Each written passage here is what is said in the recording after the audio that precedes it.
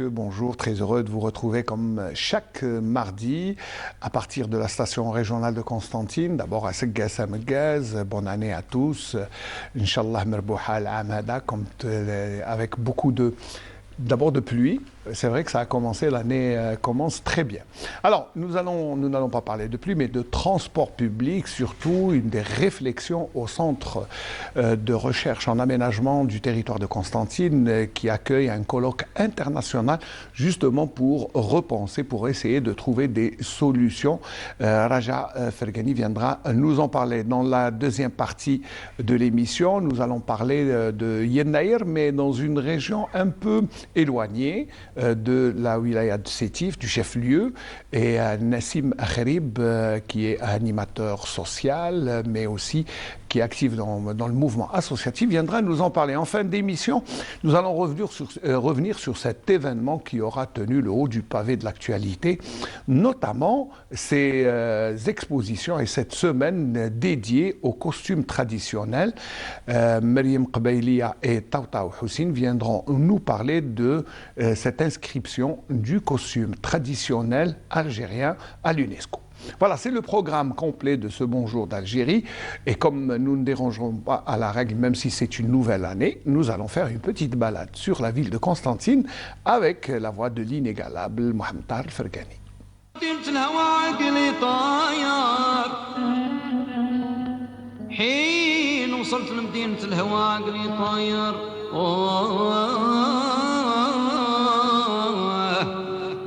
قدمت على الموت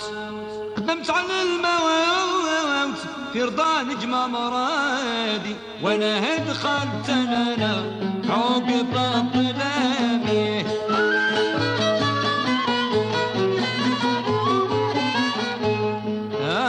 قصة رفيقي وصاحبي على الغفلة الانصار فجع سلمته وقبل سلامي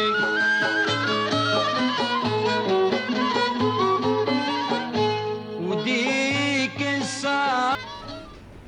Voilà, belle balade sur la ville de Constantine et on a vu les ponts, on a vu le réseau de transport public et routier, donc ce qui fait que nous allons entrer sans transition dans notre thème, ce premier thème qui est au centre d'un séminaire, d'un colloque international au niveau du centre de recherche en aménagement du territoire de Constantine. Bonjour Raja Fergani, vous représentez le centre de recherche, ça va? Merci, bonjour, merci beaucoup pour l'opportunité que vous nous avez attribuée d'être parmi vous aujourd'hui. Alors l'opportunité, c'est vous qui l'avez créée en organisant ce colloque international. Oui. Et en plus, alors vous avez choisi quand même un thème qui n'est pas courant. Parler du transport public. Alors pourquoi le transport public d'abord? Alors pourquoi le transport public et la mobilité? Parce que, comme tout le monde le sait, c'est l'épine dorsale de l'économie, de la dynamique territoriale. Aujourd'hui, si on veut vraiment réaliser le take-off économique en Algérie, créer une dynamique et une attractivité, une compétitivité territoriale, il faut absolument connaître tout ce qu'il faut des systèmes de transport performants. Et à partir de cela, se manifeste notre intérêt à ce sujet. Alors, mobilité durable et inclusive. Oui. Alors, le transport... C'est pour avoir des explications. Bien sûr. Voilà. Alors, quand on parle de transport, en général, c'est tous les moyens de transport. Mais en fait, cette dynamique créée par le transport, c'est la mobilité. Quand on parle de mobilité urbaine, on fait face aujourd'hui à l'obligation de faire une transition énergétique dans tous les domaines et surtout dans le domaine de transport parce que c'est le secteur qui fait le plus d'émissions carboniques par rapport à d'autres secteurs. Et puis, quand on parle d'inclusivité, quand on parle par exemple de l'équilibrage territorial, le transport, assurer le transport, en fait, il participe à créer cet équilibrage territorial. Un territoire inclusif, c'est un territoire connecté à travers des moyens de transport performants et donc le contraire, c'est donc un territoire qui n'est pas inclusif, un territoire répulsif, qui n'est pas attractif, donc c'est un territoire absolument qui n'est pas très bien desservi de transport. Voilà. Alors nous avons la chance d'avoir un très grand pays, le plus grand pays d'Afrique. Le 10e au monde. Le 10e au monde. Donc ça doit créer des problèmes pour régler tous les transports à travers toutes les villes et surtout en interurbain. Oui, absolument. La problématique de transport en Algérie se pose sur différentes je dirais, différentes échelles. Nous avons l'échelle urbaine, mais nous avons aussi l'échelle territoriale. Comme vous l'avez dit déjà, nous avons un territoire énorme et en fait pour assurer un équilibrage territorial, c'est parmi les prérogatives, les objectifs de notre gouvernement depuis des années et des années. On cherche vraiment à assurer un équilibrage, un accès équilibré aux opportunités pour tout le monde, pour toutes les régions, pour tous les territoires. Et si on n'arrive pas à régler la problématique de transport, on n'arrivera pas à cet objectif. C'est vrai que le premier souci, c'est de faire voyager les citoyens comme ils le veulent, se déplacer en toute sécurité et le plus rapidement possible, bien sûr, sans excès, bien sûr. Oui, voilà. Tout à fait. En fait, non seulement faire voyager les gens, mais aussi à travers assurer un système de transport performant, en fait, on ouvre des portes pour l'investissement, pour l'attractivité des investissements, des résidences, des opportunités, pour des territoires qui ont plein d'atouts, mais qui sont un petit peu dans l'arrière-plan du pays et sont un petit peu oubliés parce qu'ils ont des problèmes d'accessibilité. Et en fait, à travers notre colloque, on va discuter un petit peu de ça, des différentes régions du pays et comment chaque territoire pourra en fait réussir le défi de la mobilité. Alors le défi de la mobilité avec les zones d'ombre que nous avons, ça doit créer des problèmes d'accessibilité, comme vous le disiez, parce que nous avons beaucoup de zones reculées, des zones montagneuses, nous avons le Sahara, vous avez aussi... Ça doit créer des problèmes. Oui, des problèmes techniques, des problèmes liés à la planification, des problèmes liés à la gestion, et donc chaque spectre il doit être pris en considération particulière. C'est pour cela qu'on fait venir des experts internationaux qui vont partager avec nous leur retour d'expérience, comment ils ont géré les problématiques liées à tous ces différents enjeux. Et on va essayer aussi d'avoir des regards juxtaposés sur ces territoires pour tirer profit de ces expériences et automatiquement sortir avec des recommandations qui vont être vraiment applicables au niveau de nos territoires. Ça veut dire des recommandations pratiques. Absolument. C'est ça, ce que vous voulez dire. Tout à fait. Alors, plusieurs ateliers, ça va durer quand même 2 jours, c'est ça? Oui, c'est ça. 2 jours, avec la présence d'experts qui sont venus d'un peu partout, oui, pour vous apporter leur expérience dans certaines thématiques que vous avez choisies. Oui. Alors, les différents ateliers sont intitulés alors, le premier atelier, c'est le développement des villes en relation avec le transport. Le deuxième atelier, ça sera des regards juxtaposés et retours d'expérience de plusieurs pays. Et le troisième, il va beaucoup plus s'intéresser à l'usage de l'intelligence artificielle, des nouvelles technologies dans la résolution des problèmes de transport et l'optimisation de la mobilité. Voilà, donc nous avons des participants d'un petit peu partout de l'Afrique, du Côte d'Ivoire, du Sénégal, du Cameroun, de la Tunisie, d'Algérie, etc. Nous avons aussi des participants européens et des participants du Canada. Ça fait quand même beaucoup de monde pour essayer de trouver des solutions à la mobilité des citoyens. Surtout que nous avons en Algérie cette spécificité de créer de nouvelles villes qui sont juxtaposées aux anciennes, mais quand même qui sont un peu éloignées. Donc, comme nous avons à Constantine une vieille ville et 2 nouvelles villes. Voilà. Absolument. C'est une thématique très très importante que nous allons traiter aussi. En fait, c'est la relation et ce rapport complexe entre le développement urbain et l'investissement dans les transports. En fait, d'une manière ou d'une autre, on va parler un petit peu de comment repenser le développement de nos villes. En fait, jusqu'à aujourd'hui, on créait des villes et après, il y a le transport qui va venir s'implanter, se retrouver dans ce plan, épouser le plan de ville pour assurer le transport. Aujourd'hui, dans le monde, je dirais, développé, on ne fait plus ça. En fait, on trace les lignes de transport, les grandes infrastructures de transport, et après, c'est la ville qui vient s'implanter autour de cela. Pourquoi ? En fait, pour éviter l'étalement urbain, pour assurer une densité urbaine quand même, donc une consommation rationnelle du foncier, et en même temps créer une dynamique urbaine et économique autour de ces infrastructures de transport, parce que d'une manière ou d'une autre, ils vont devenir des nœuds qui nouent des espaces, ils vont devenir des pôles d'échange, et donc c'est ce qu'on va aussi aborder lors de notre séminaire. C'est essayer quand même de poser le problème avec la succession. C'est bien de tracer d'abord la voie et ensuite les habitants viendront tout autour.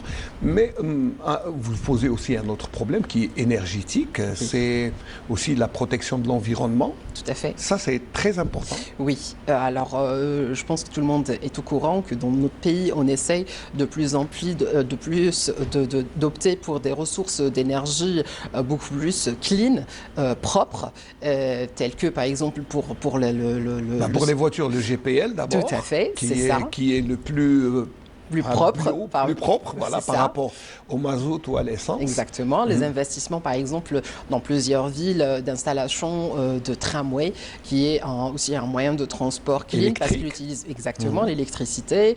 Nous avons aussi les téléphériques, etc. Donc, d'une manière ou d'une autre, l'Algérie, elle a bien compris l'obligation de passer à l'usage des énergies propres dans le transport. On fait des premiers pas, oui, mais on a de grandes marges de progrès à faire, et c'est pour cela qu'on va aussi aborder les progrès technologiques qui se passent ailleurs. Et dans d'autres pays, on a même créé des tramways qui marchent avec l'énergie solaire. Oui, c'est une des directives de la nouvelle politique algérienne, c'est d'investir dans l'énergie solaire, qui est une énergie d'abord peu coûteuse, et puis renouvelable à souhait. Absolument. Surtout pour notre pays, parce que nous avons du soleil tout au long de l'année. On est vraiment bien gâtés par rapport à cela. Et donc, à côté de cela, il y a en fait un boom d'usage des nouvelles technologies dans le monde, dans ce secteur. Et en fait, des fois, on se pose la question, peut-être c'est des investissements lourds, c'est compliqué à installer, etc. Non, c'est pas le cas. C'est ce qu'on va voir à travers les interventions des différents experts qui vont nous parler de ça. C'est en fait...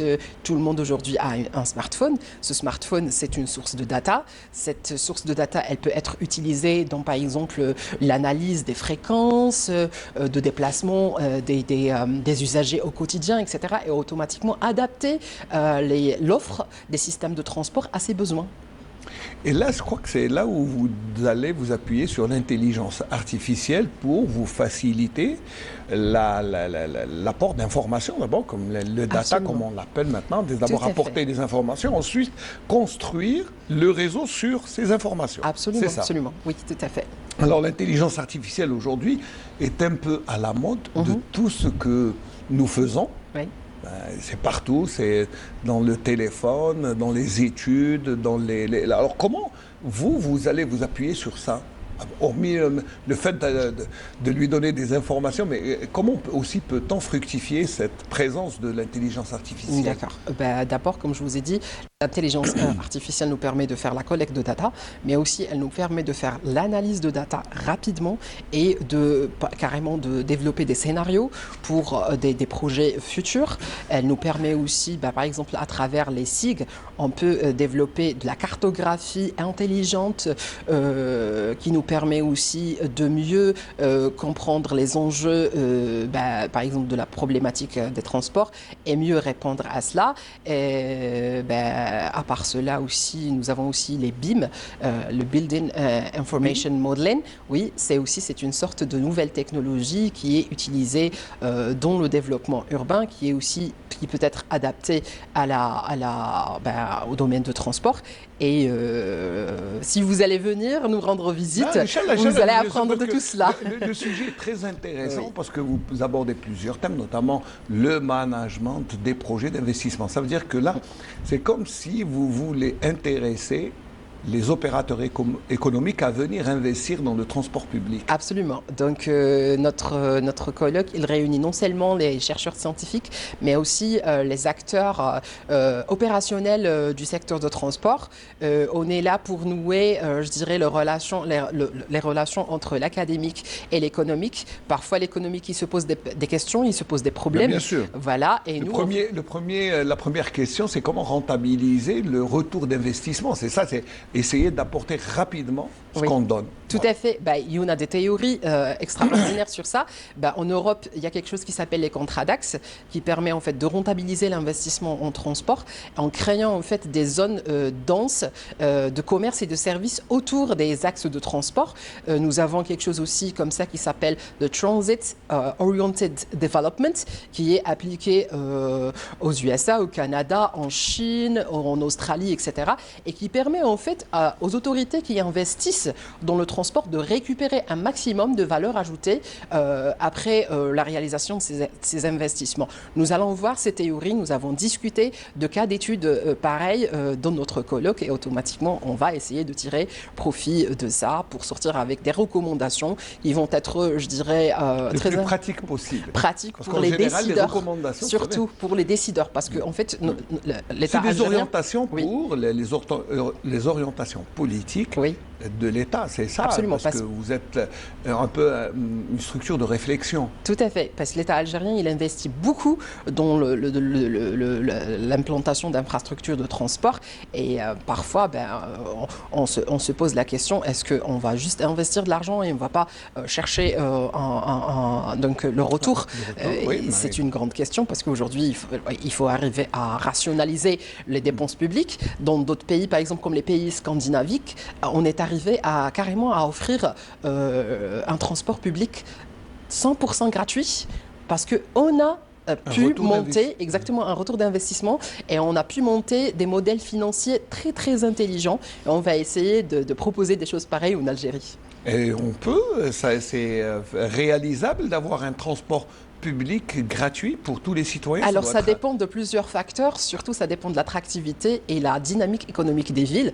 Donc en toute sincérité, ça ne pourra pas arriver dans toutes les villes, mais dans certains cas, oui, ça pourrait. Et sinon, ça pourra aider aussi à réduire le tarif de transport public, ce qui va générer du report modal. Les gens, ils vont laisser tomber leur voiture, ils vont venir utiliser les transports publics, automatiquement, tout le monde va être gagnant. L'investissement, il va être rentabilisé, on va en fait arriver à assurer une certaine durabilité parce qu'on va réduire l'usage de la voiture, réduire les émissions carboniques et donc protéger notre environnement et écologie.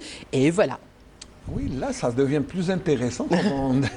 C'est vrai, même pour le citoyen, prendre le transport gratuitement et puis laisser sa voiture. Ça. Donc, c'est vrai que quand on y pense, c'est faisable. On a dans certains pays où on achète un ticket qui est à bas prix et qu'on peut utiliser toute une journée à travers les différents transports publics. Mais quand c'est une ville, enfin, en général, j'ai vu dans certaines capitales, pas toutes, malheureusement. Hein, là vous êtes en train de m'ouvrir une autre porte qui s'appelle l'intermodalité. En fait, l'intermodalité, c'est quoi? C'est d'arriver en fait à créer un système de transport de plusieurs modes de transport et en fait, le citoyen, l'usager, il peut se déplacer d'un point A à un point Y en utilisant plusieurs modes, mais sans couture. Donc, je descends du tramway, je trouve le taxi, je prends le taxi, je vais en gare, après je prends le train, je peux arriver avec mon train à l'aéroport, etc.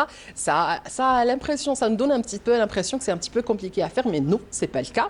Ça commence déjà à se réaliser chez nous. Par exemple, avec le projet d'annexation, on a relié l'aéroport international d'Alger avec le train, bientôt Inch'Allah avec le métro. Voilà, c'est ça l'intermodalité, c'est possible de le faire. C'est pas chaque ville a son. Oui.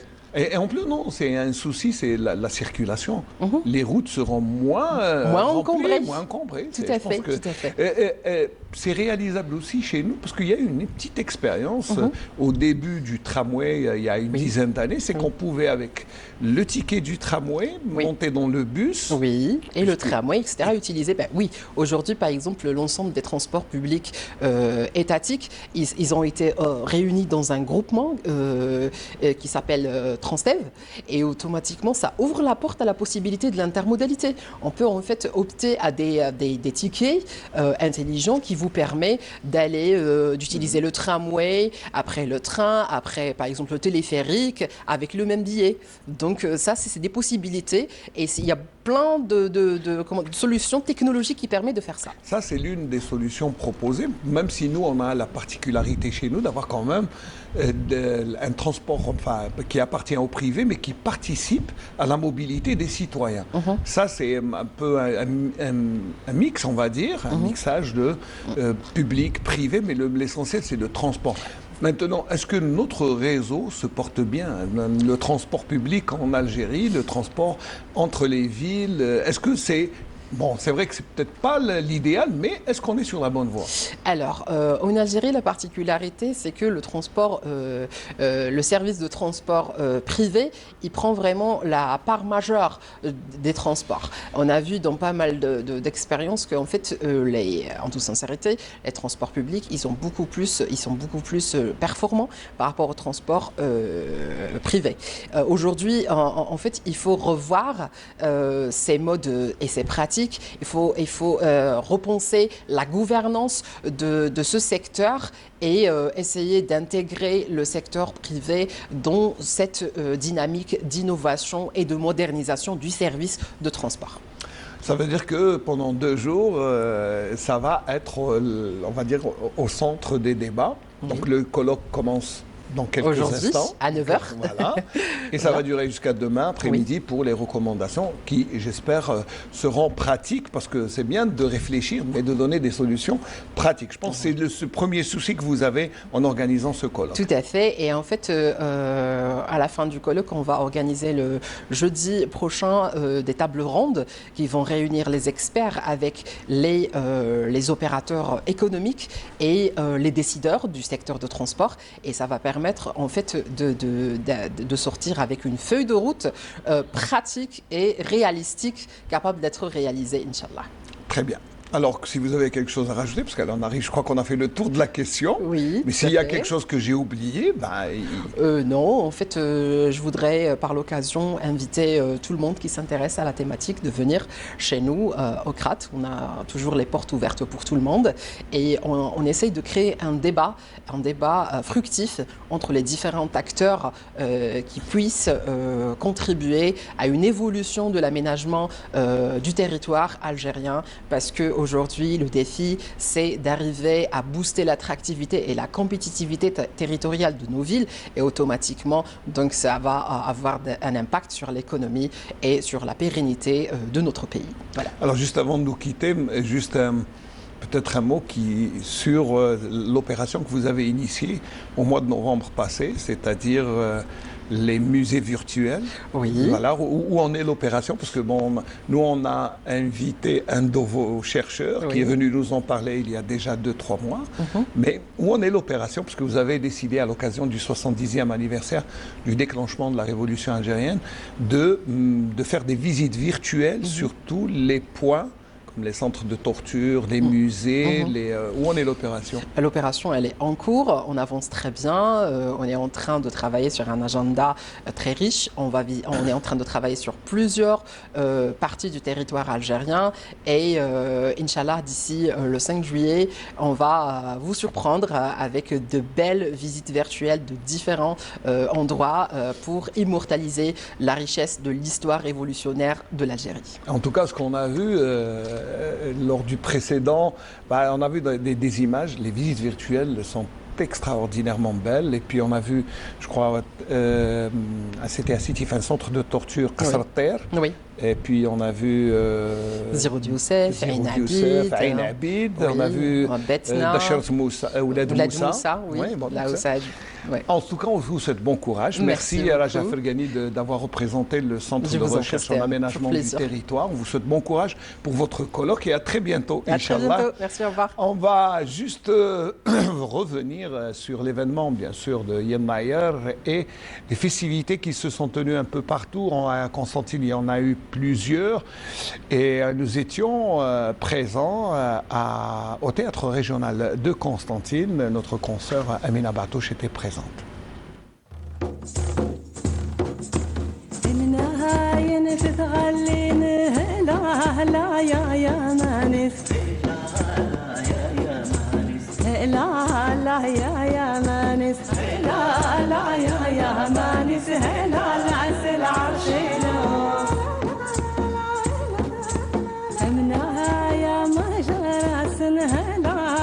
ويا من هو هلا ويا من هو. ليس يناير مجرد احتفال، وإنما هو تجسيد لهويتنا الوطنية الغنية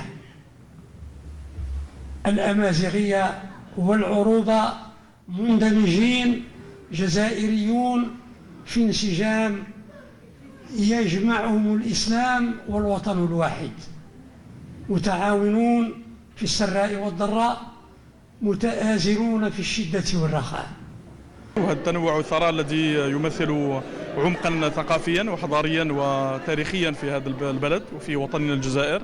الجامعة الخاصة طبعا هي جزء من النسيج الوطني في التكوين الأكاديمي. هذه من التجارب الأولى في الجزائر في التعليم العالي، الذي يمثل اليوم طبعا فرصة لتكوين كفاءات وتكوين الكثير من النخب في مختلف المجالات في هذا الوطن.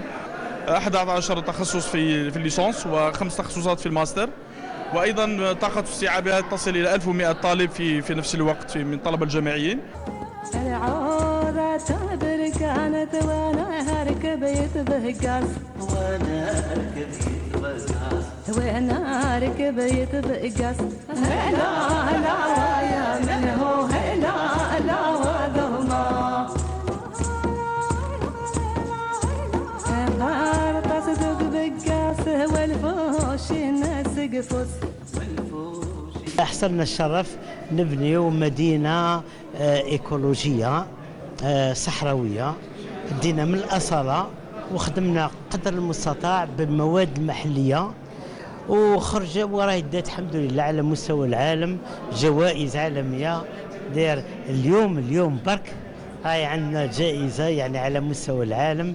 في الحقيقة يعني بلادنا الجزائر راهي يعني سي كوميم بوكي دو فلور، في من كل ناحية عندها جوانب جميلة جدا. هكا نعرفوا كيفاش نتعاملوا، إن شاء الله نخرجوا حاجة ما شاء الله على مستوى الوطن إن شاء الله. أحضر اليوم في قسنطينة لخاطر حبينا إن شاء الله الدواحي تاع الجزائر تتعاون على الخير، كيفاش نحيوا التراث الجزائري الأصيل، وهي في الحقيقة يعني تراث عالمي. حقنا وحق أولادنا يتعرفوا عليه باش يتهلاو فيه ويتهلاو في الجانب الإيكولوجي والنظافة تاع البلاد. هذا هو حب الوطن.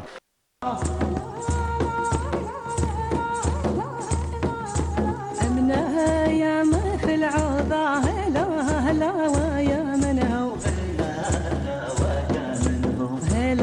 هلا ويا من هو هلا ويا.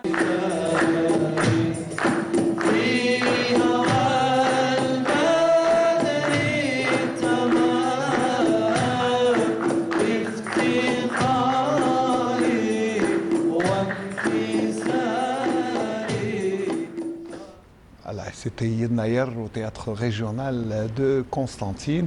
Et puis nous avons un autre reportage, puisque Yennayer a été fêté et célébré à travers tout le territoire national. Et ça n'a pas dérogé à la règle dans certaines régions, comme dans la wilaya de Sétif. C'est où exactement, Nessim? C'est El Mrouj exactement. El Mrouj. Alors El Mrouj, l'année passée, nous étions présents à c'est l'Ouada qui est traditionnel chez vous. Donc d'abord à Segues Amguez. Très bien. Nessim Makhrib, vous faites partie de l'association qui est active à El Mrouj et qui organise chaque année une fête dans cette petite localité. Alors expliquez-nous d'abord. D'accord, monsieur Ismaël. Bonjour pour tous les spectateurs de la télévision algérienne. Merci beaucoup pour cette invitation. Je suis très heureux d'être ici.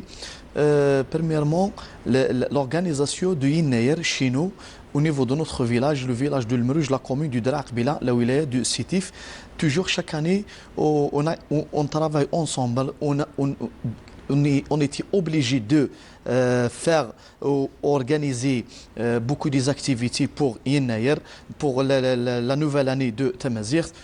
Toujours, on a fait beaucoup des activités, les activités quelles que soient culturelles, quelles que soient sportives, et surtout le phénomène social, ce qu'on appelle le zia. Alors le Zia, c'est vrai que la particularité de chez vous à Yennayer, bon, c'est comme un peu partout, vous avez bien sûr les chants, vous organisez des réceptions autour, mais c'est surtout le Zia qui est une tradition ancré dans votre petite localité. Attention, c'est chaque année, l'Ouzia, c'est un acte de solidarité extraordinaire. C'est que je crois que vous sacrifiez 4, 5, 6 veaux suivant l'année, ça dépend, c'est ça? Bien évidemment, M. Ismaël, surtout le patrimoine algérien qu'il possède, cette richesse, cette culture. Donc le Zia, c'est un phénomène social, c'est un truc de la solidarité entre le peuple algérien. Et généralement, spécialement chez nous, dans notre parti et notre région, on était obligé chaque année d'acheter des vaches comme ça.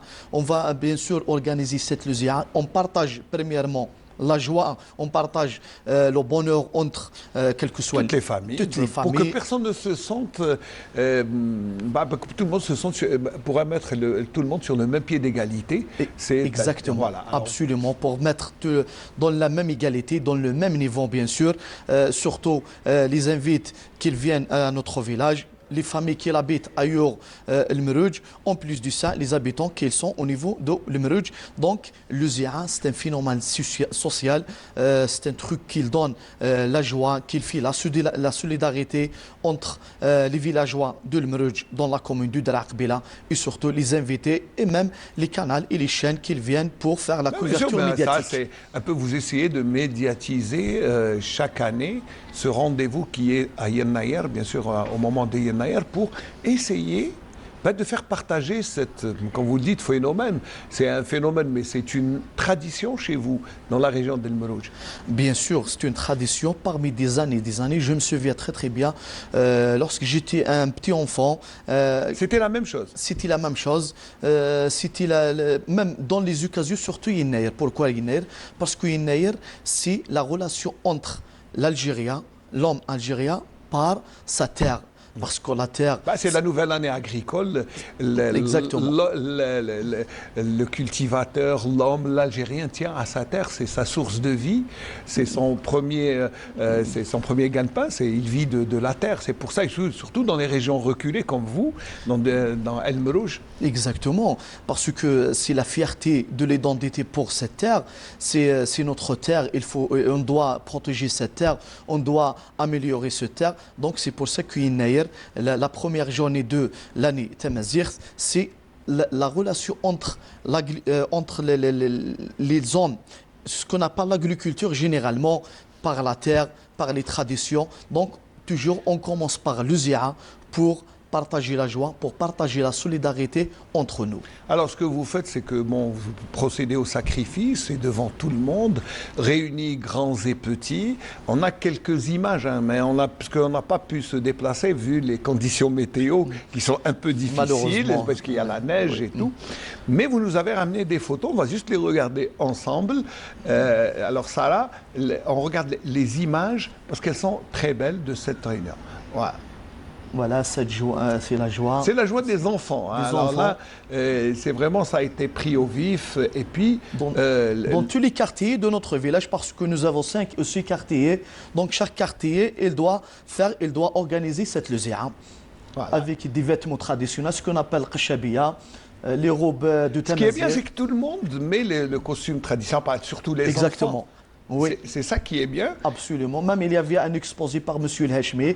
Je le remercie pour exposer. C'est des trucs de Kabyle, c'est des trucs traditionnels. Tout ce qui est traditionnel, la poterie, là, même les anciens du village sont présents. Même les vieux. Oui, les anciens. On ne dit pas les vieux, on dit les anciens. Mais les anciens. Les vieux. Les anciens, oui, exactement.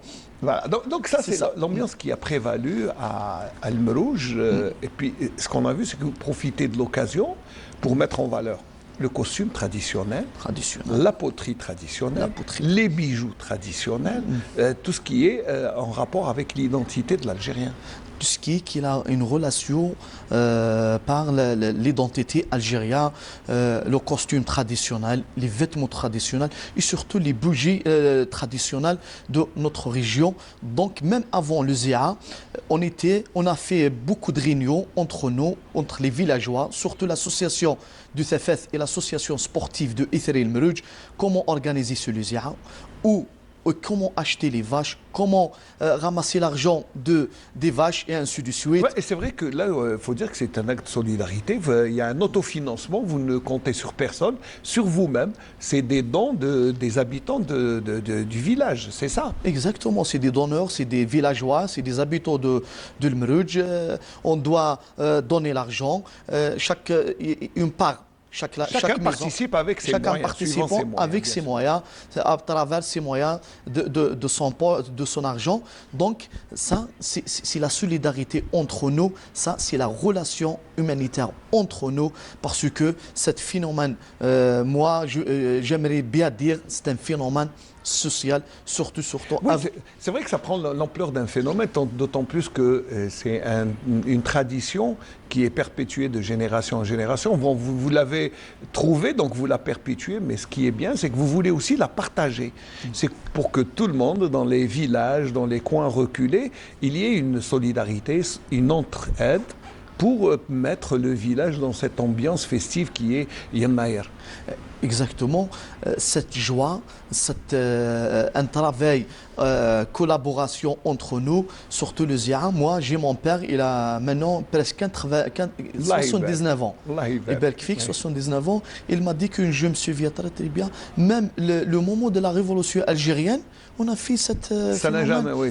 Vous avez toujours été, voilà, vous êtes resté attaché à vos traditions. C'est le symbole. C'est le symbole, bien sûr. Je crois que même à travers toute l'Algérie, Yennayer a toujours été fêtée durant... Sinon, pourquoi on la retrouve maintenant? Puisqu'elle a été perpétuée, vous savez, à travers toutes les régions, on a senti qu'il y a cette envie et cette joie de partager Yennayer avec la famille, parce que c'est une réunion familiale d'abord. Exactement, c'était une réunion familiale entre tous les villageois, tous les habitants de notre village. Il n'y a pas la différenciation entre nous. Oui.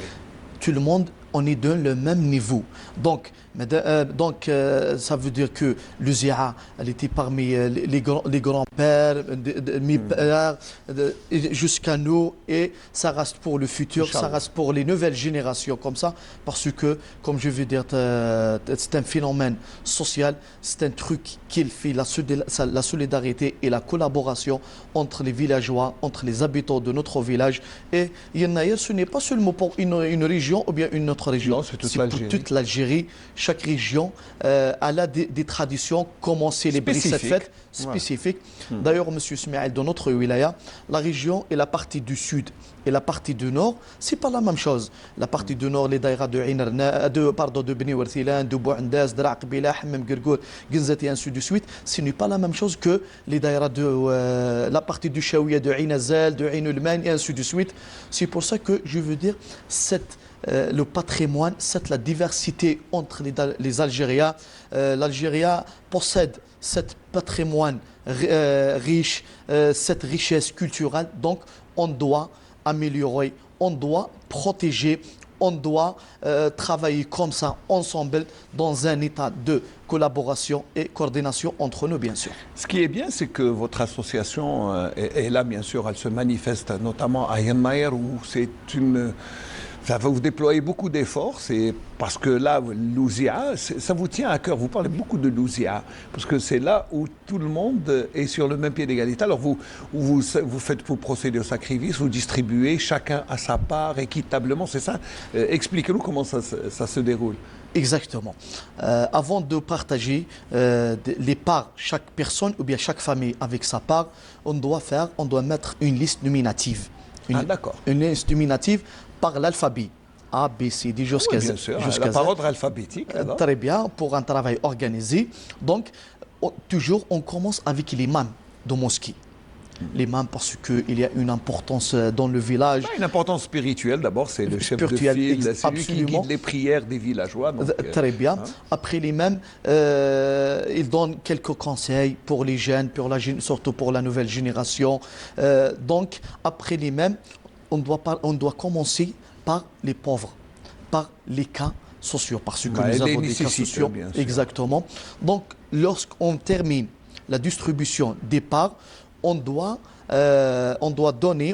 faire un simple exposé pour les repas traditionnels de chez notre région, par exemple le Bah ouais, couscous justement. kabyle, D'accord. ce qu'on appelle tikour babine, je ne sais pas en français comment ça s'appelle. معليش C'est العصبان. نقولوا العيش كتشك نقولوا سكا العصبان.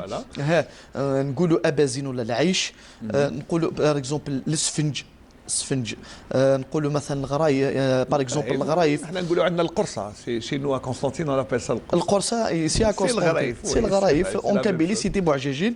Donc, chaque famille, elle ramène 7 des repas dans un lieu magnifique, dans un paysage montagneux. Bah Donc, oui, c'est vrai que votre région est très belle. Vous êtes situé en montagne. en montagne, oui. C'est une région, c'est extraordinairement beau, notamment au printemps. Printemps Surtout- avec la verdure, c'est très beau, non, sincèrement. Mais Exactement. maintenant, il fait froid. Je sais, aujourd'hui, il y a de la neige. C'est glacial. Et c'est vrai que Madame Aïcha, qui devait vous accompagner, n'a pas pu venir pour des raisons météo. Je la saluais, Madame Aïcha Boulgan. Il était ex-enseignant de la langue française, le primaire de Shahid Izontal Mohamed Mziane El-Merouj. Malheureusement, elle ne peut pas venir. Et les ici. conditions météo n'en ont Les empêché. conditions C'est météo. dommage parce qu'il y a de la neige. Mais bon, mais c'est pas grave, ça sera pour une autre fois. On lui a promis, comme vous êtes venu durant l'été pour les tournois de football. Les tournois de football. Parce qu'il n'y a pas seulement l'Yennayer, vous faites aussi d'autres activités. Absolument, Monsieur Smaïl, parce que l'association TFS et l'association ETRE, on travaille en collaboration entre nous. On a préparé, on a fait un programme très riche et très multiple et c'est un varié. Ce n'est pas seulement les activités traditionnelles lusianes, non.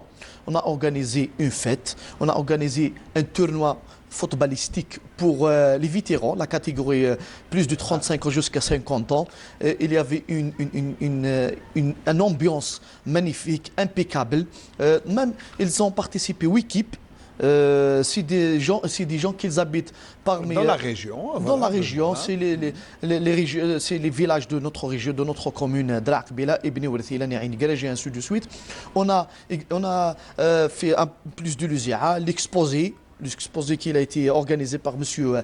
Lhachmi, je la salue. Alors, Monsieur Najmi, il expose, on a vu, il expose des bijoux traditionnels, de la poterie. C'est un artiste. C'est un artiste. Non, c'est un simple employé dans la mairie de Drak Bila. D'accord, c'est un loisir pour lui. C'est un loisir pour lui. C'est un loisir pour lui. Il a cette passion de ramasser les bougies, les anciennes photos, même les timbres. Il a des c'est timbres. philatéliste aussi, c'est bien. Voilà, exactement. On a fait des exposés, on a fait des fêtes, on a fait plusieurs compétitions. Par exemple, le meilleur repas. On a donné, par exemple, un tombola. Des questions C'est de bien. Yennayer, un tombola, c'est des cadeaux magnifiques, ainsi de suite. Donc tout ça, on a fait un programme riche, un programme multiple dans notre région. Le programme qui était organisé, qui était signé par deux associations, l'association de CFS et l'association de Itheri El-Merouj. Ce qui est bien, c'est que les associations, mais aussi tous les habitants sont mobilisés pour cette fête de Yennayer qui s'est déroulée. Heureusement que c'était avant la neige, hein, parce que c'était le premier jour. Déjà, il faisait froid. Mais heureusement que ça n'a pas été bloqué par la neige. Mais c'est aussi, ça veut dire que quand il y a la neige, ça veut dire que c'est une bonne année. C'est une année qui va être fertile, qui va être pleine de bonnes choses. Je pense que c'est ça. Hein. À chaque fois que Ministre Betel, c'est quelque chose de bien. L'année تاع الخير كما نقولوا. الخير إن شاء الله. Parce que le début, elle a commencé par la neige, les chutes de neige, et il chute beaucoup de neige, alhamdoulilah, même les chutes de pluie. Donc, même, je me souviens, la première journée de Yennayer, il y avait beaucoup de pluie. Après, dans la nuit, il y avait la neige. Donc, ça, c'est un signe pour nous que l'année agriculture de notre région, Ça sera une bonne année. ça sera Inch'Allah. magnifique et ça sera une bonne année. Inch'Allah. Donc, ce qui est bien aussi dans le village d'El-Merouj, c'est que vous ne faites pas seulement cela pour Yennayer. C'est, je disais, vous faites les tournois de football pour durant l'été. C'est qu'il y a toujours une activité footballistique, sportive. Et vous faites, je crois que même le joueur de la GS Kabylie, Akhrib Lahlou. Akhrib Lahlou, il est de votre région. Oui, C'est c'est un votre cousin. cousin. Ah bah oui, voilà, Akhrib Lahlou, qui est un jeune espoir de la GS Kabylie. Et ça, c'est aussi pour essayer d'animer l'été pour que les enfants ne restent pas les bras croisés, mais c'est ça, je pense. Absolument, Monsieur Ismaël. Avant l'été, nous avons le mois de Ramadan. Après vous faites aussi des activités. Oui. Oui, c'est proche le mois de Pour Ramadan. l'association religieuse, notre mosquée Cordoba, l'Emrouj. Donc, nous avons la meilleure activité pendant Ramadan, c'est organiser la prière de Tarawih. En plus de ça, l'iftar. Parce que toujours, on organise l'iftar. Je me souviens l'année passée, on a fait plus de 800 repas. Après le mois de Ramadan, il y aura l'association de Picasse, c'est une association de chasse et pêche. Il y aura ce qu'on appelle le tirage par les fusils. Après, toujours, on organise dans la saison de printemps, le mois de avril. Après, ça sera l'été, les vacances. Nous avons 3 mois, la durée elle est vaste. Donc, on organise des tournois. L'année passée, je me souviens, on a organisé 2 tournois successivement. Un tournoi pour les seniors et un tournoi pour les catégories jeunes. Donc, je me souviens, ils ont participé, je pense, 37 équipes, plus de 850 participants pendant la saison de l'été, pendant 2 mois, le mois de juillet ou le mois d'août, avant la rentrée sociale et la rentrée scolaire. Donc c'est quand même vous essayez de meubler les vacances et le temps libre et les loisirs pour les jeunes de votre région. Pas seulement au village de Mrouj, mais c'est toutes les habitants, même les petits douars qui sont tout autour, vous les faites participer, c'est ça? Ah bon, bien sûr, parce que avant d'organiser comme c'est ce tournoi dans la saison de l'été, on a envoyé des invitations pour les villages, le village de la commune de Draqbila, commune de Ain el-Garej, Benishbana, Boussellem, Genzat, Hammam Gergouri, et ainsi de suite, pour partager la joie, pour on travaille ensemble dans un contexte sportif. C'est le fair play, c'est faire des relations et ainsi de suite. C'est ça notre objectif, c'est protéger notre jeunesse, c'est améliorer et c'est encourager le sport dans notre région.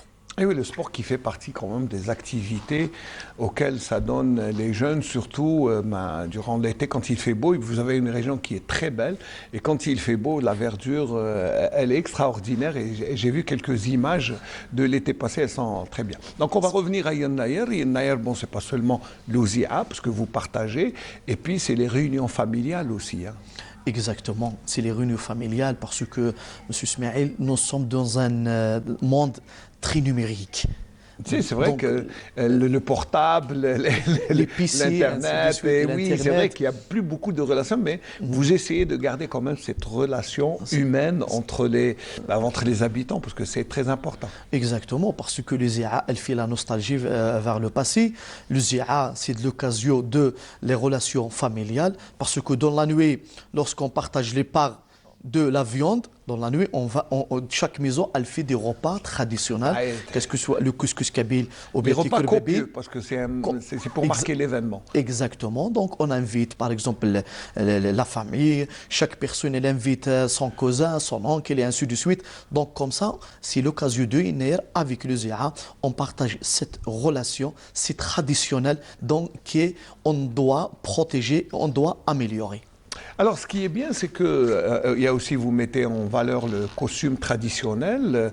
On a vu des petites robes kabyles chez les enfants, le burnous chez l'homme. Ça, c'est bien, c'est une histoire d'identité aussi. Exactement, c'est l'identité parce que, comme je vais dire tout à l'heure, l'Algérie, cet patrimoine, possède cette culture, cette richesse et ainsi de suite. Donc, nous avons ces vêtements, ces costumes traditionnels, al-Qashabia, al-Barnos, la robe kabyle, ce qu'on appelle un kabyle, taqndorth, kabyle, et ainsi de suite. Donc, la matinale de Yen Nayer, chaque personne, avant de sortir par la maison, donc, il ramène comme ça le Qashabia ou bien le Barnos.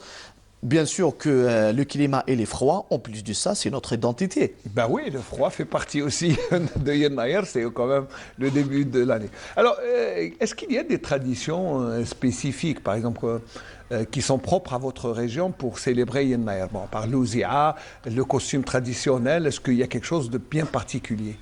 Bon, avant de Yen Nayer, parce que c'est la récolte des olives. La récolte des olives, c'est la fin de décembre, avant début de janvier. Donc c'est pas très loin. C'est pas très loin avec Yennayer.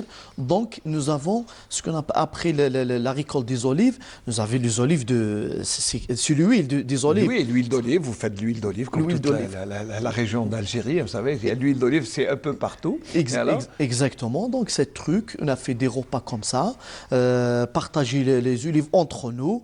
C'est vrai que vous avez cette particularité, cette bonne habitude de partager la récolte.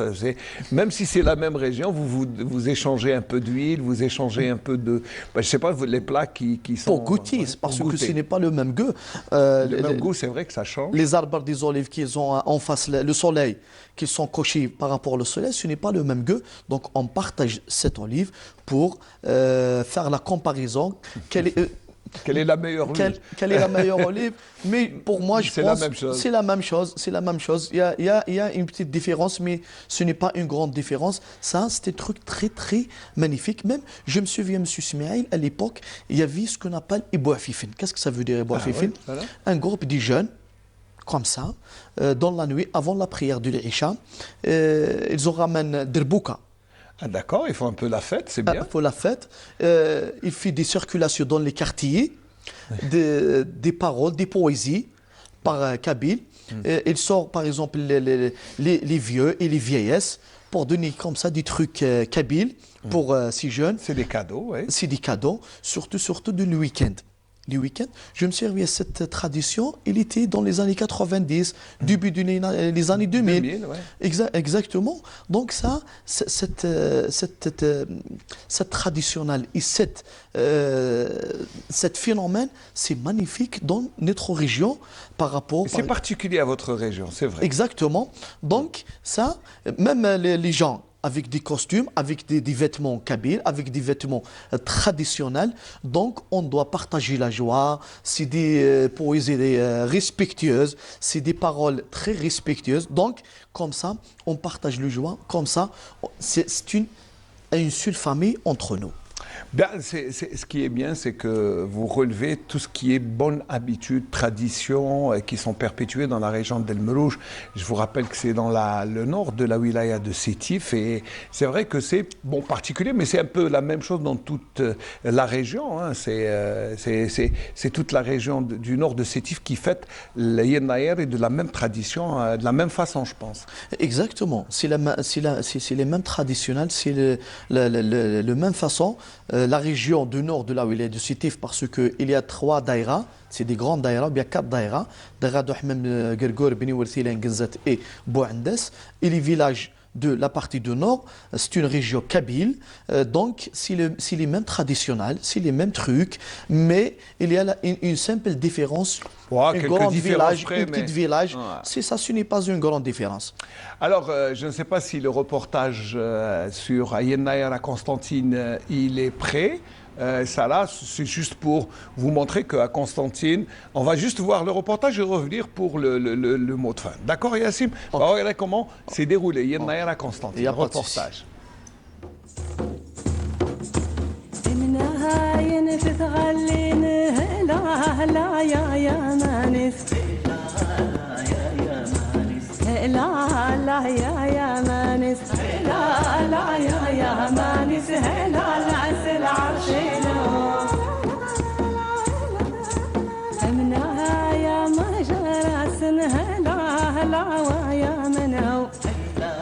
إبراز العادات والتقاليد في المجتمع الجزائري. يحتفي قطاع الثقافة والفنون اليوم بدار ثقافة ملك حداد بهذه المناسبة رأس السنة الأمازيغية بتنظيم العديد من المعارض التراثية الخاصة بالصناعات التقليدية والألبسة التقليدية وكذلك الأكلات التقليدية. حبينا نعطوا الزي التقليدي الوطني، يعني كان عندنا لباس قسنطيني، لباس الترقي، لباس القبائلي الشاوي، يعني درنا كل الطبوع هنا، ناهيك عن بعض المأكولات التقليدية كذلك اللي نتناولوها بمناسبة هذا رأس السنة هذه، اللي هي تريس الطاجين شبواط، البراج، طمينة الغرس، البن، رفيس، القرصه البغرير كما يقولوا.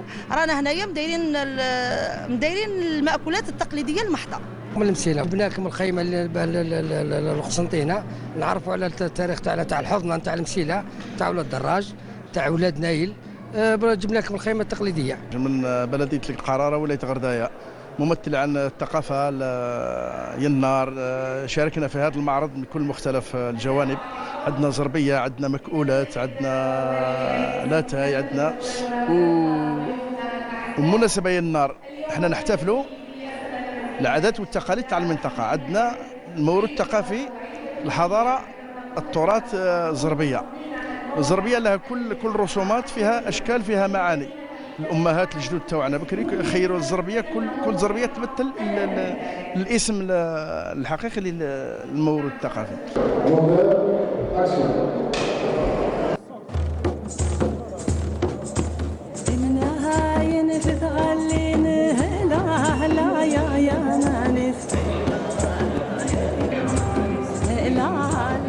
سو لو بلاطو تاع البريمي تور دو مانيفال تاع شريط وثائقي قوموا به نصلحوا قسنطينه، تاريخها،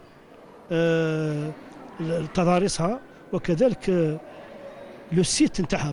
الفيلم راح يكون فيه اون دو بارتي، في جزئين، خاص بكل ما هو خصوصيه لقسنطينه من الناحيه التاريخيه ومن الناحيه الجماليه ومن الناحيه السياحيه.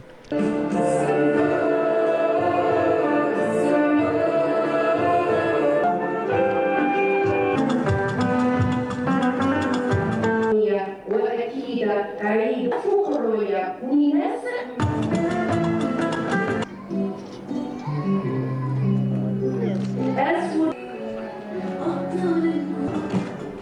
Voilà, belle ambiance de Yenmayer ici à Constantine. Alors, c'est pas très loin, c'est à peu près ce que vous avez fait aussi à C'est la même chose. C'est la même chose. C'est la même chose, oui. Très bien, Nassim. D'abord, je vous remercie d'avoir fait le déplacement de Sétif jusqu'à Constantine. Peut-être un dernier mot avant de nous quitter. Merci beaucoup pour l'invitation, Monsieur Ismail. Et bien sûr, bien évidemment, un grand remerciement pour la télévision algérienne, la station régionale de Constantine. Comme je veux dire tout à l'heure, l'Algérie possède un patrimoine très riche, une culturelle.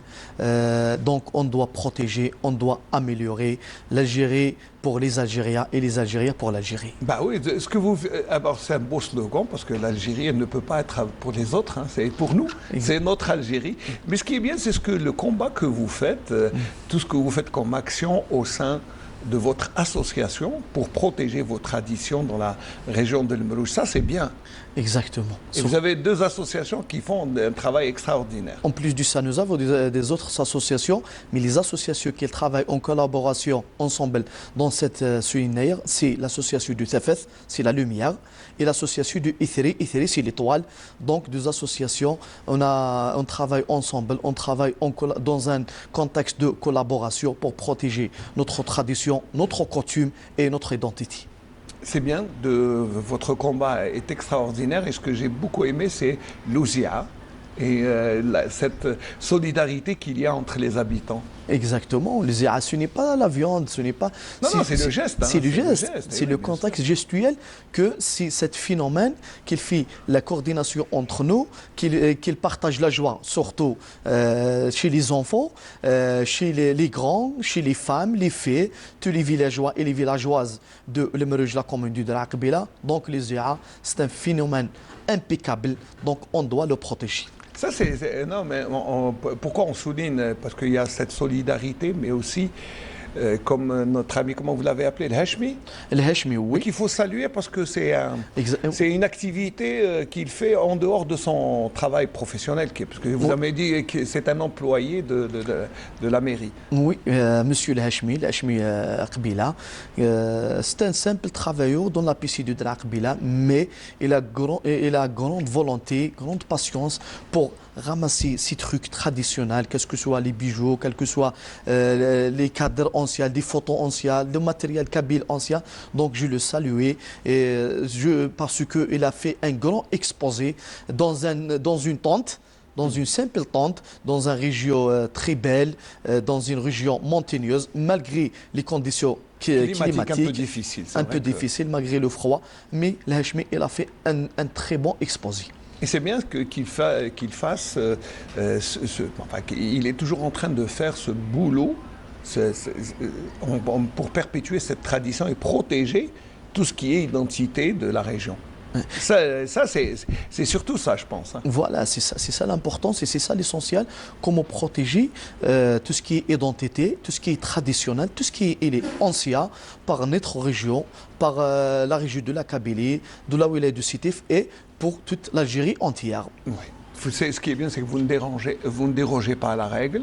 Vous êtes comme toutes les régions qui célèbrent Yen Naïr, que ce soit au sud, voilà. Donc, ce qui est bien, c'est que même nous, on a fait un peu une petite virée à travers toutes les régions et on a vu que Yen Naïr est fêté de la plus belle manière qui puisse être. Alors Nassim, merci beaucoup d'avoir représenté dignement votre... Enfin, je ne sais même pas comment l'appeler, le Merouge. Village, je ne sais pas comment l'appeler. C'est une petite ville quand même, c'est devenu une petite ville. Exactement. Mais ce qui est bien, c'est surtout la région montagneuse qui est très belle à voir. Bah, si vous avez un peu de temps, faites une virée à El Merouge. Merci de l'avoir représenté. Moi, je vais vous offrir une chanson chaoui, mais Maëlish, c'est une chanson pour... Ça fait grand plaisir. Voilà. Merci Nassim Akhrib. Je rappelle que vous faites partie de la société civile et le mouvement associatif de El Merouge dans la wilaya de Sétif. On parlait de Yen Naïr, mais nous allons parler, c'est pas très loin de Yen Naïr, le costume traditionnel dans l'ultime partie de cette émission. D'abord une chanson et puis nous allons continuer. Merci.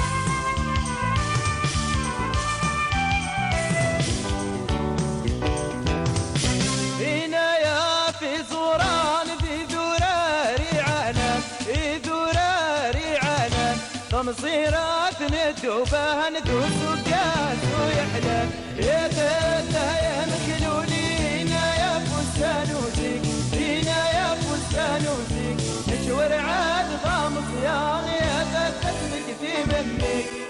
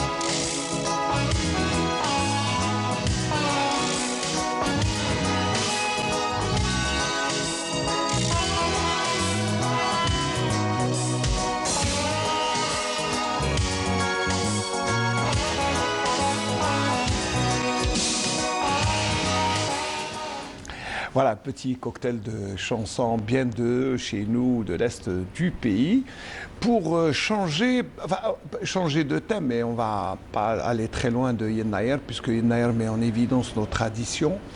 Le thème de la troisième partie de l'émission, on va parler du costume traditionnel qui a été inscrit à l'UNESCO comme valeur traditionnelle algérienne, et ça a donné l'occasion à une organisation d'une semaine dédiée au costume traditionnel à travers toutes les structures culturelles du pays. Et à Constantine, il y avait deux grandes structures. Il y avait le Palais du Bey et aussi la Maison de Culture Melk Haddad qui ont mis en évidence, et aussi Dar al-Ibda, pardon, pas Melk Haddad, Dar al-Ibda, qui ont mis en évidence le costume traditionnel constantinois. Pour nous en parler, Mariam Qbailia, qui est directrice du Palais du Bey, mais aussi membre de la commission qui a travaillé pour le dossier à l'UNESCO, c'est ça, et Monsieur Tautaou Hossein, qui est archéologue et qui a aussi fait partie de la commission qui a défendu ce dossier pour qu'il soit inscrit à l'UNESCO. Alors d'abord, marhaba bikoum, merci d'être là. Honneur aux dames, Blédam Hossein. Très fier. Marhaba bik, merci madame d'être là. Bonjour et ravi d'être entre vous. C'est Hossein, marhaba bik. Oui, merci pour l'invitation. Je salue tous nos téléspectateurs et vous. Merci beaucoup, c'est Hossein. On va parler d'abord du costume. Alors le costume traditionnel, d'abord vous avez organisé toute une semaine. Il y avait défilé de mode, il y avait les ateliers, vous avez expliqué. Qu'est-ce que vous avez organisé exactement durant toute une semaine au Palais du Bey? D'abord, on a organisé des expositions du 5 au 12, des expositions sur le costume traditionnel de l'Est, le kaftan, le gandoura, le melhfa et les bijoux, la parure associée. Avec la participation du nombre des artisans et des artisanes de Batna, de Constantine et aussi de Annaba. Donc des expositions et des ateliers vivants et une série de communications et des interventions avec la participation aussi des chercheurs et des anthropologues et des historiens aussi spécialisés dans le costume traditionnel. Et un défilé de mode, Le défilé de mode, parce qu'on était présent, donc on le laisse de côté. Après, voilà. On va le voir en image, mais le plus important, c'est que vous avez un peu levé le voile, même si nous connaissons le costume traditionnel. Oui. Mais c'est comme si on est en train de le redécouvrir. Je ne sais pas pourquoi, mais parce que tout le monde est en train de montrer ce qu'on a de plus beau. Parce que ce n'est pas seulement un habit, mais ça a beaucoup d'histoire. Oui, c'est l'histoire, c'est l'identité, ça fait partie de notre identité et aussi un savoir et un savoir-faire de nos artisans et de nos artisanes à travers le territoire national. Et c'est un patrimoine très riche et varié. Voilà, on a montré ce patrimoine aux visiteurs, au grand public et aussi à travers les médias au grand public. Voilà. C'est surtout ça, vous avez insisté sur les médias pour essayer de médiatiser. Mais on connaît le costume traditionnel. Qu'est-ce qui a été fait? Quels sont les arguments que vous avez utilisés pour convaincre l'UNESCO de nous approprier ce qui est à nous? Oui, c'est ça, parce que c'est à nous. Bien sûr, le centre de recherche, le CNRPH, a fait un appel aux historiens. Et je salue à l'occasion monsieur professeur Hachi Slimane, le directeur de CNRPH. Donc il a fait un appel aux historiens, aux chercheurs, pour faire des recherches historiques approfondies à travers les archives, un archive national. C'est surtout ça, parce que des photos, des écrits, il faut des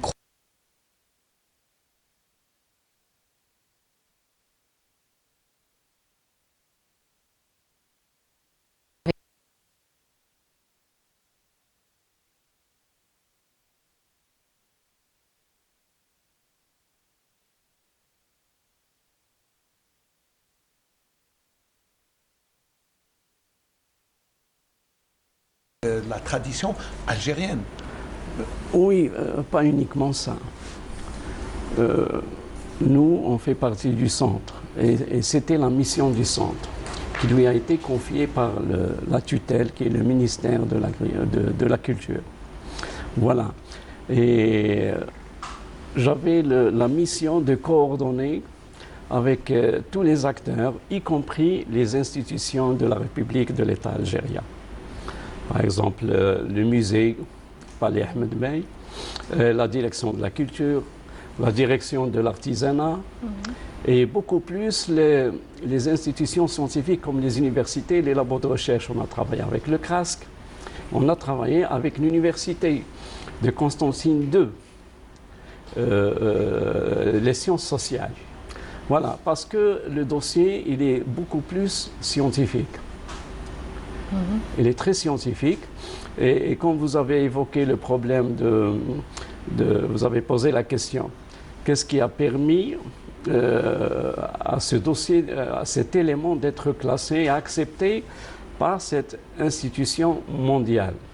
Eh bien, tout ça est prescrit, parce qu'il fallait présenter dans le dossier tout ce qui est demandé pour qu'un dossier, un élément soit classé patrimoine mondial.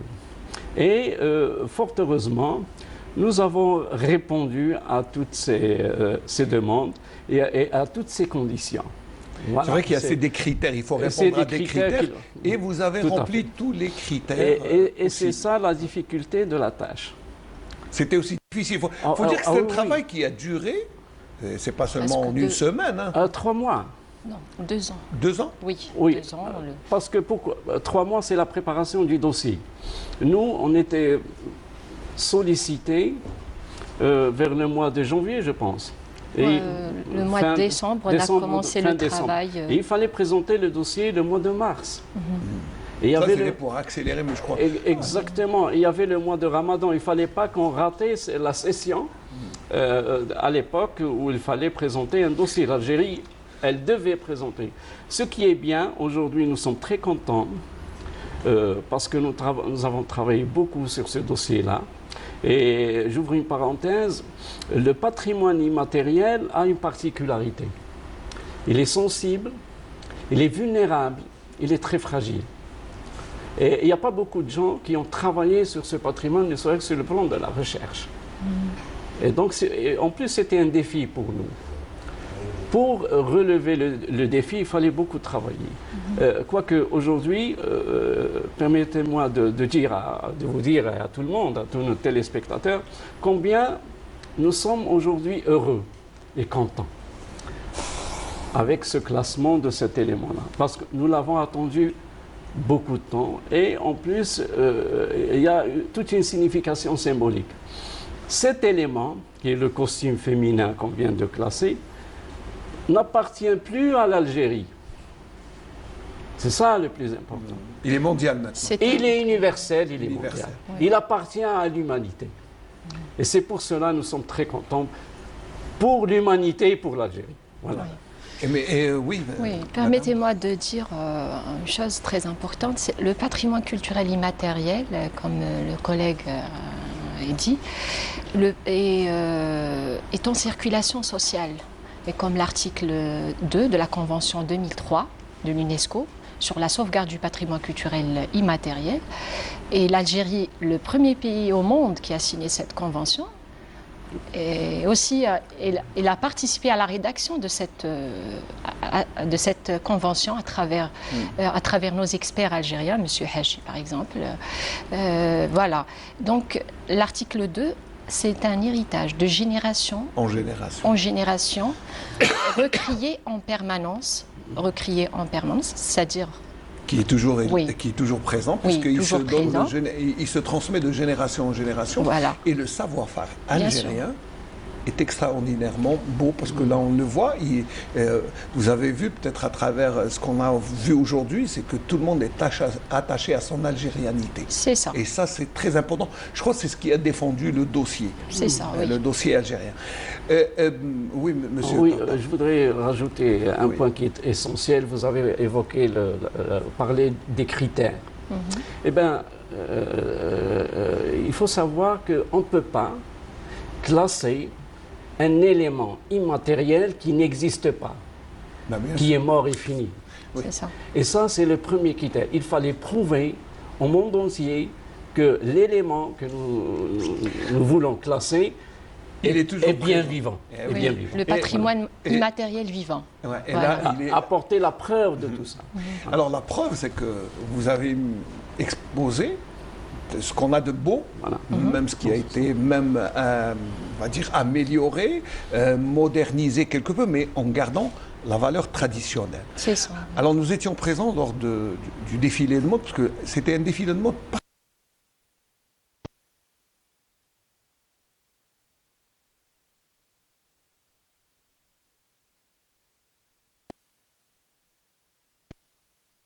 non pas seulement comme Kandora ou Melhfa. Non.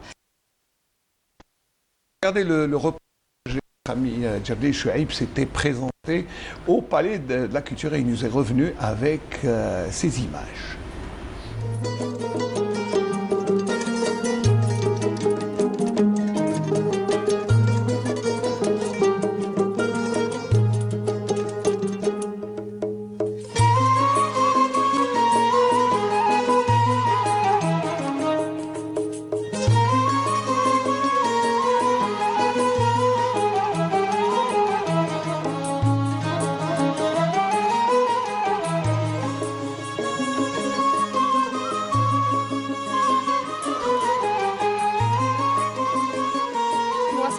للاحتفال بالأسبوع زي الاحتفال بالنسوي الشرق الجزائري الكبير نظمنا هذه الأمسية اللي حضرتها كل عائلات مدينة قسنطينة وأيضا عائلات من مختلف ولايات الوطن لعرض أزياء تقليدية متمثلة في مجموعة قفطان من دار عزي للخياطة والتصميم متمثلة في مصمم عزي فؤاد لإبراز التراث الثقافي المادي واللامادي الجزائري وأيضا للتعريف به وتوثيقه عبر الأشرطة الوثائقية يعني والصور والأرشيف وغيرها. هذا دائما نسعى إلى التعريف بتراثنا وصونه وأيضا تثمين تراثنا الثقافي اللامادي والمادي. احتفالا بالموروث هذا يعني بالتصنيف اللباس التقليدي لباس شرق الجزائر ومهاراته حليه وطقوسه راح نقدموا بصفه خاصه بتي ديفيلي عرض ازياء اون بريزونطاسيون على القفطان. راح نركزوا على القفطان فيه كلان دوي على القندوره لكن بالدرجه الاولى القفطان سي لو كابتن قفطان القاضي وبعض القفاطين يعني اللي موجوده في الجزائر راح يكونوا في بالطبع الشغل اليدوي المجبود الفتلة السمسم يعني راح يكونوا بالطبع بقوة في هذا العرض.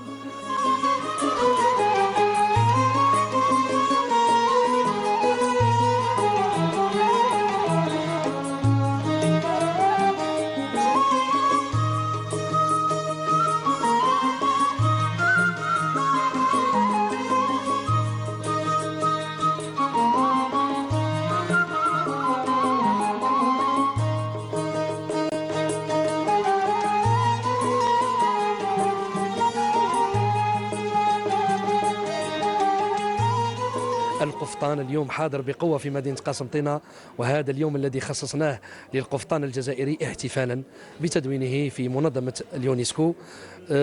فأتقدم بتهانية إلى كل الشعب الجزائري بهذه المناسبة ومهمتنا كجزائريين أننا دائما نهتم بكل ما هو تراث بكل ما هو أصيل يمثل أصالة وعراقة الجزائر.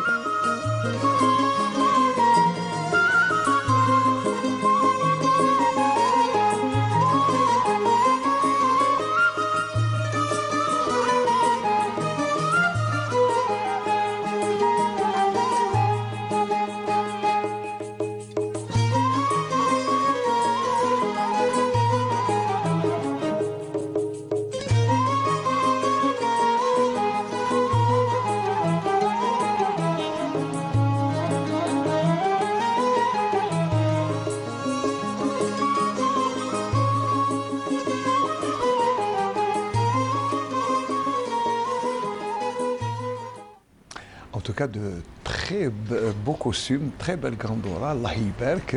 L'une vous fait oublier l'autre. Oui. Ça, c'est une très belle collection. Il y a Texaha Fouad Azi qui toujours met en valeur le costume traditionnel constantinois, mais même algérien, parce qu'il a d'autres touches. C'est un grand artiste.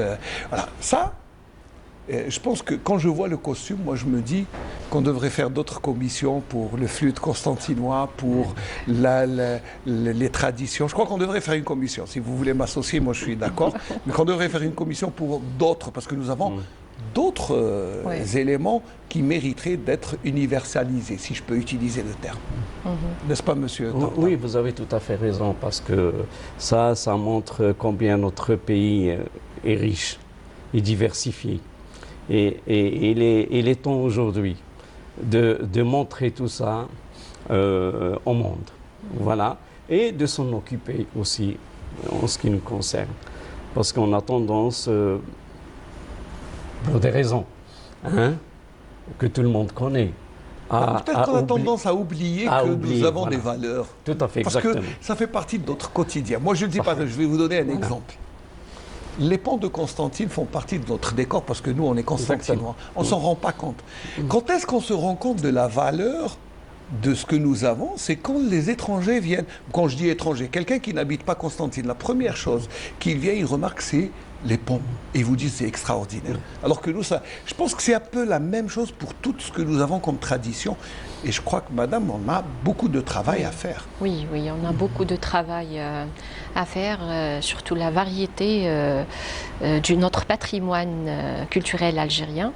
Le sud, le Balad el-Qarra, le sud, l'est, l'ouest. Oui, costume des Touaregs qui est costume bleu, il est extraordinaire. Le sud est aussi un réservoir inépuisable de costumes, de traditions. Oui, déjà là, en projet, Inch'Allah. Ah, c'est en projet. Oui. Et je fais partie de la commission, non? Inch'Allah. Le problème, c'est que le patrimoine immatériel, culturel, je dis bien culturel, j'ai dit tout à l'heure, il est vulnérable. Il est vulnérable à quoi?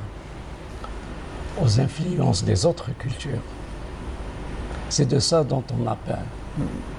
C'est pour ça que c'est bien de rester ancré à ces traditions. Exactement, tout à fait. Et c'est très important. Parce que ça relève de notre identité culturelle. Et notre identité culturelle, avec cette identité culturelle, on est dans l'universel.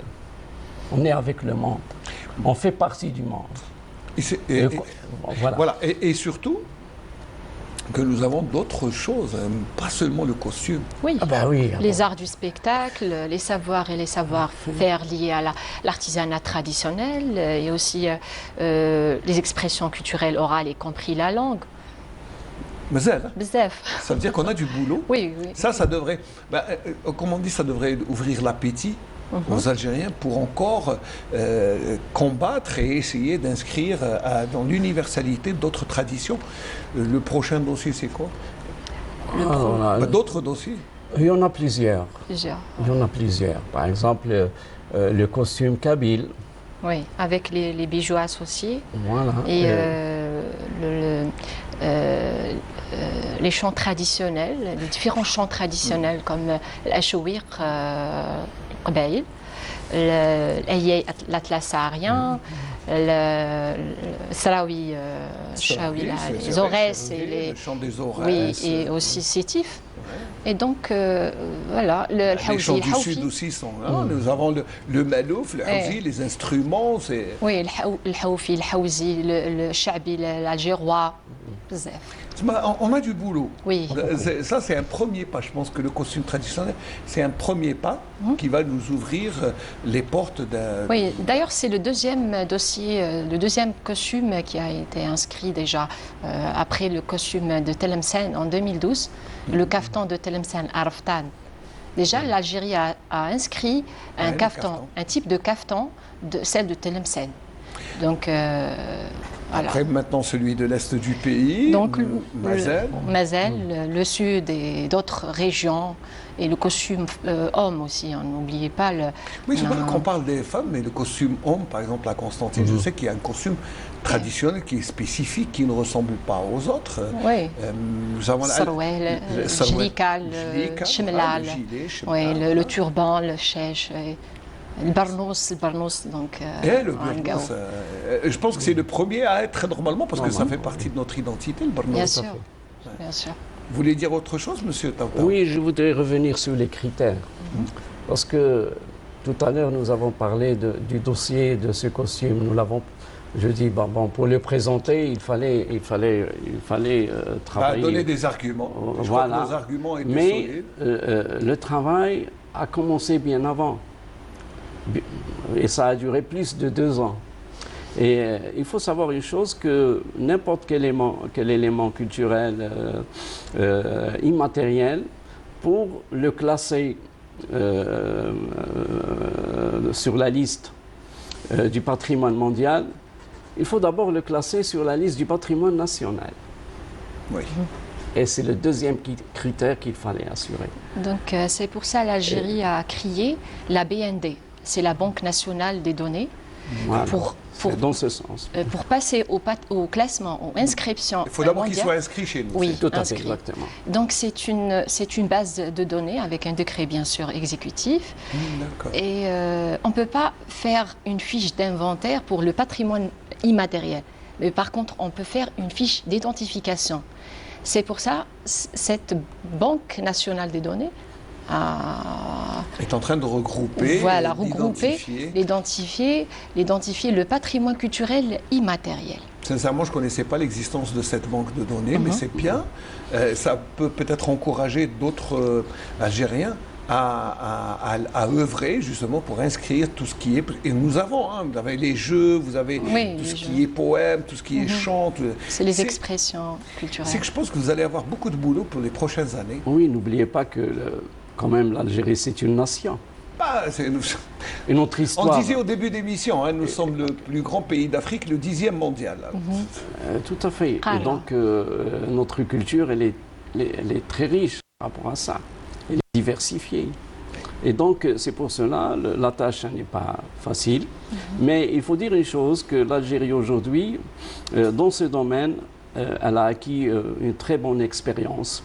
Et même les dossiers à venir ne vont pas nous prendre beaucoup de temps. Exactement. Vous avez l'expérience. Et les hommes qu'il faut, et même les moyens.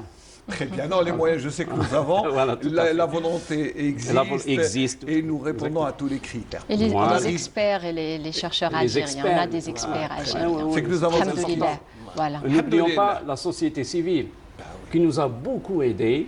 Je crois que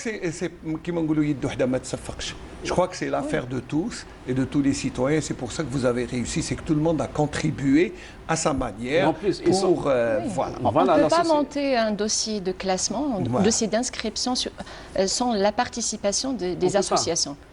C'est impossible. C'est impossible. Messieurs, dames, vous savez que le temps qui nous est imparti est presque terminé. Vous avez 30 secondes pour terminer le débat. 30 secondes.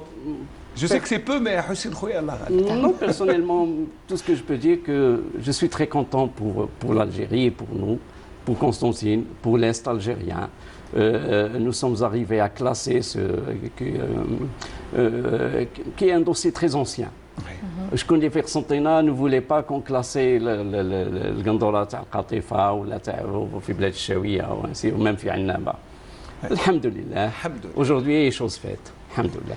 Alhamdulillah. Madame, je félicite tous les Algériens et toutes les Algériennes والقسنطينية الشرق الجزائري كامل على هذا التسجيل ونشكركم على هذه الاستضافة.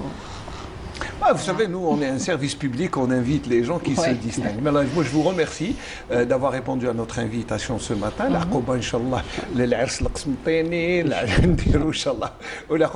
Moi, je sais que je ferai partie de la commission de là. C'est tout ce que je sais. C'est déjà beaucoup. Voilà, merci. On termine ce débat pour parler du costume traditionnel inscrit à l'UNESCO comme valeur et patrimoine universel. Ça, c'est très important. Je remercie Madame Qbeilia, Myriam, directrice du palais Ahmed Bey. Je remercie mon ami Houssine Taouta, qui est archéologue, mais aussi directeur du centre de recherche de l'Est algérien. Et qui tous les deux ont fait partie de cette commission qui a travaillé pour défendre ce dossier. Merci de nous avoir suivis. On arrive au terme de cette émission du Bonjour d'Algérie à partir de l'Est du pays. On se donne rendez-vous, Inch'Allah, mardi prochain pour un autre Bonjour d'Algérie. Je remercie tous ceux qui ont contribué de près et de loin pour la réussite de cette émission.